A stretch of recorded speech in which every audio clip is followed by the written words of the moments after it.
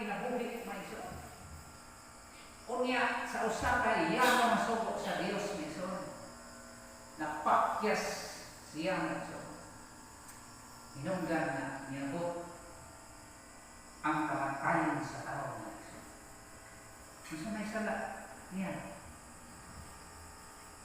Sa versikulos 17 sa Genesis maison nagingon na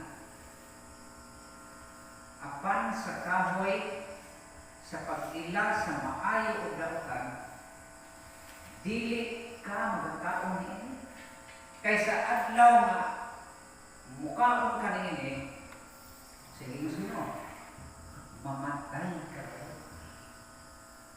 murag pagka-istoryahan na istorya nga di ito makaikyas sa kamatayon ng tao kung mulapas usahan na kasuko. Pero kita na iso, makasa, tas usa ka sobos Ginoo, baliwala ka nato. No?